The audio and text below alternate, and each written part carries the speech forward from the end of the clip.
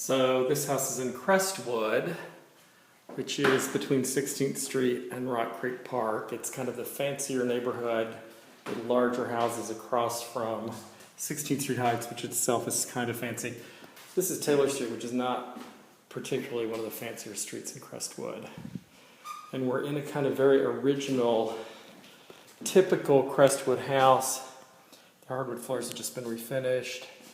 It has actually had central air added, I believe, although it still has radiator heat. Yep, central air. And someone's began to work on the kitchen, but they still need more modern windows and they need probably more modern bathrooms, although this little bathroom, which is missing a toilet seat, is actually kind of charming in how old it is. It has these old porcelain handles. I would, of course, attempt to save those, even if I blew this whole room up and made the bathroom bigger. Anyway, we have several bedrooms here on this floor. The front one we were in, the front two we were in, this middle one. There's this little back sun parlor. Looks down on, there's an alley behind us, so we have an actual garage and then also a little backyard.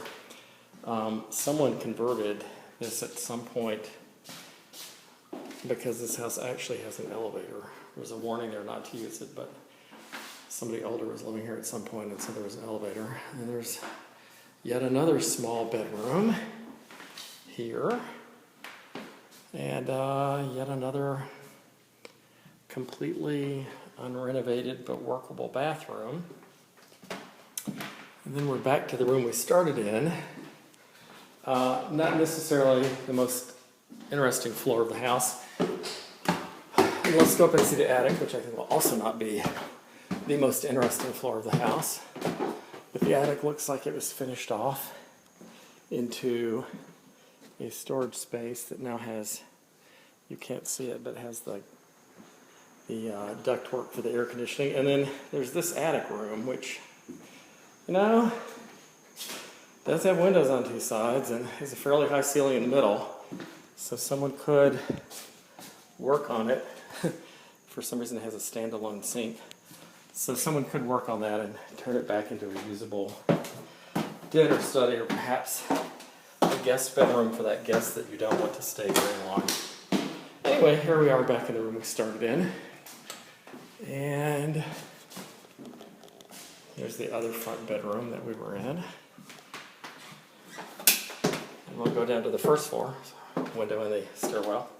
Go back down to the first floor, which is kind of the classic floor. This is kind of a classic foyer for Crestwood. You have the radiator, people stack their mail on it. You have your generous doorway.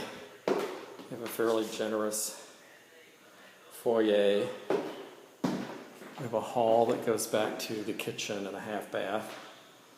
You have this living room with a fireplace. And you have a fully separate dining room. You'd expect that in Crestwood. Crestwood is one of the neighborhoods along with Colonial Village and Shepherd Park and 16th Street Heights where the African American upper middle class lived just east of Rock Creek Park. And starting west of Rock Creek Park is where the upper middle class technocrats and lawyers and lobbyists who were white lived. Now, of course, both sides are no longer segregated, but there's still a little flavor. Oh, here's the bottom of the elevator. Here's the kitchen that someone began working on and then stopped.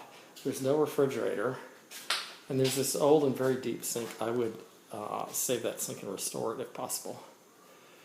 Very old cabinets and the classic ventilation fan.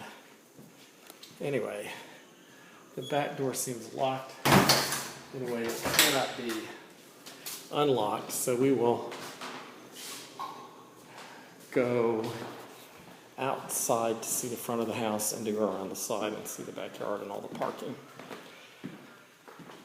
There's a little half bath, which is very unrenovated with a linoleum faux parquet floor and a cute little sign that tells you it's the loo. I think all renovated this house would be over $1 million. And even unrenovated, it's not that far off. Here is the very unrenovated basement, although you can see it is actually articulated into rooms, and not just a laundry room, but I mean actual rooms.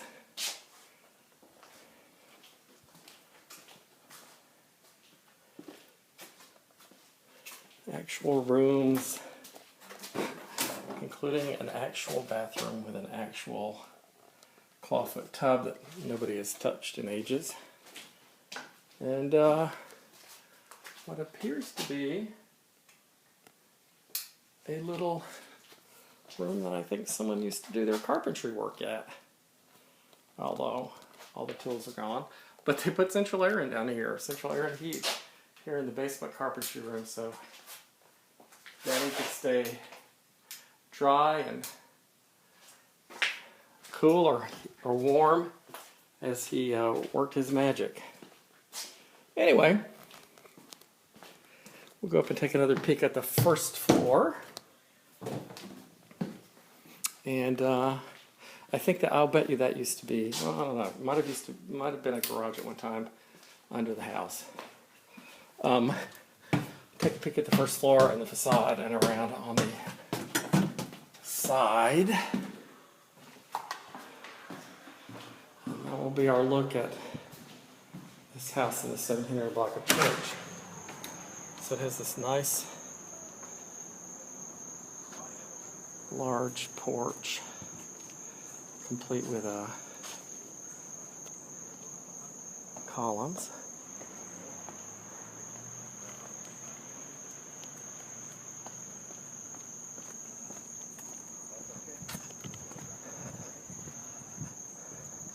It's a street full of houses that have a similar look.